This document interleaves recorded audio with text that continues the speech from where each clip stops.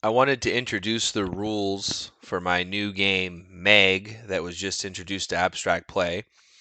First off, the name Meg is short for nutmeg, which is a term in at least American terminology for in soccer when you pass the ball between a player's legs.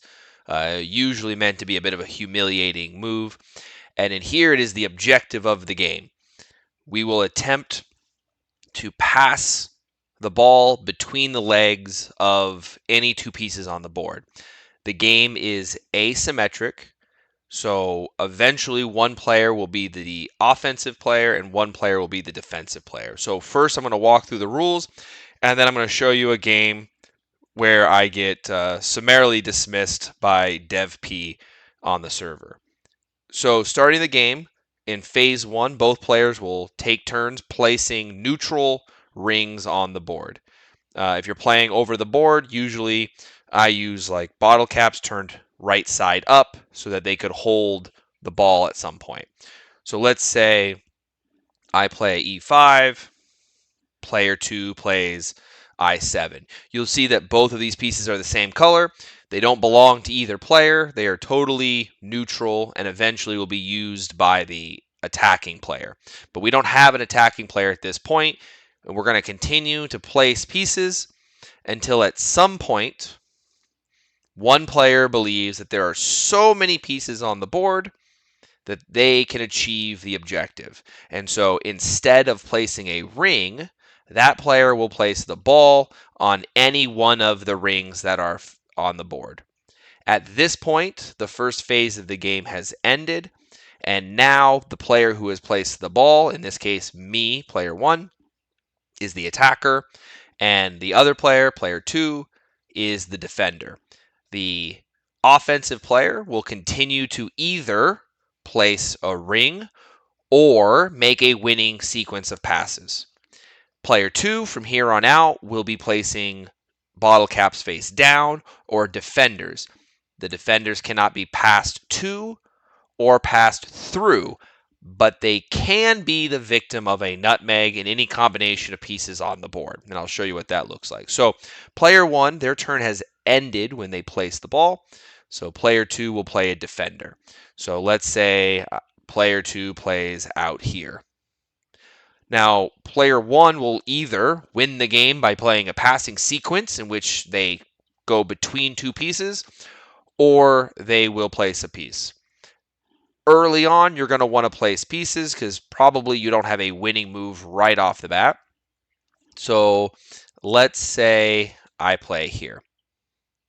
Now the defender will play again. Let's say the defender plays here. Now, a couple of rules about nutmegging your opponent to win the game. Any piece can be nutmegged. So the defenders can be part of a nutmeg, the rings can be part of a nutmeg, but the two pieces that are split must be either orthogonally separated, like we see here on I2 and I7, or they must be diagonally separated, which we see here on I7 and G9. They can be any distance apart, but the ball must be able to travel between them. So pieces that are adjacent orthogonally cannot be nutmeg because there's no way you could pass the ball between them. But pieces that are diagonally adjacent could be because the ball could travel between them like so. Okay? So here I still don't have a winning sequence of passes. Oh, one last thing. The winning pass must be at least 3 spaces. So here the E5 to B2 pass would be far enough to be a winning sequence if it in fact split two pieces in half. If it went between two pieces, which there are no pieces like that right now. So let's say I play here. Now I'm going to have the defender make a bad move here to demonstrate a winning sequence. Let's say the defender is afraid of this pass eventually from E5 to B2 happening, and they play on D4. So in this case, the attacking player will have a winning move here. If I pass from E5 to E6 to J6, and I complete my move, I have won the game here. And the reason being that I have nutmegged these pieces on I2 and I7. I have passed between them. They are orthogonally separated. My pass is at least 3 spaces, and I have won the game. The playground does not seem to recognize that, but I believe it is working on the regular server. So this would be a winning sequence because it nutmegs the pieces on I2 and I7. Now, I2 and I7 are open rings, but they don't need to be.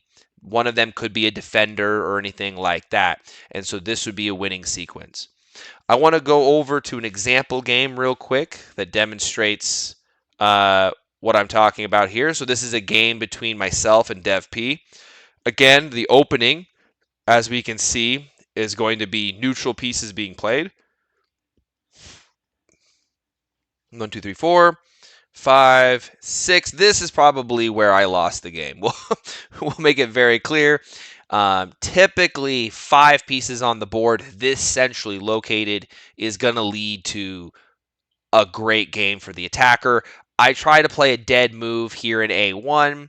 DevP takes the opportunity to grab the piece here on D6, and immediately I play what I believe to be a good defensive move because I don't want him to play D7, giving him a pass here to I7, but also a pass here to F9. So I see this as a good defensive maneuver.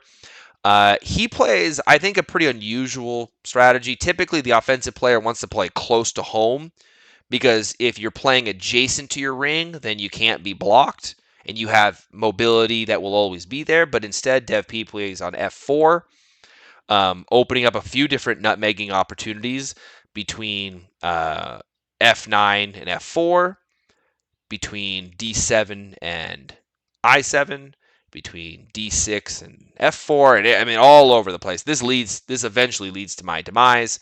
I play E5, trying to take advantage of what I think is a bad move because he didn't play E5. I'll play E5, stop that pass there, and here DevP plays E7, and I believe he calls Megbait, which is not a thing, but because if you win a beautiful game like this, you get to invent any words you like.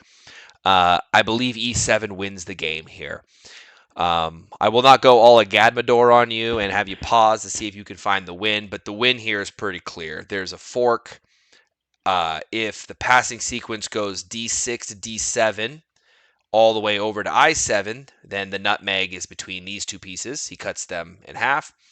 If I attempt to block that, whoops, I blocked the other one. If I attempt to block that move by playing here, then instead DevP will play D6, D7 to H4, a beautiful sequence. We'll see it right here. 1, 2, complete the move. And he has nutmeg 2 different sets. The computer finds the nutmeg here, but it's also the nutmeg here.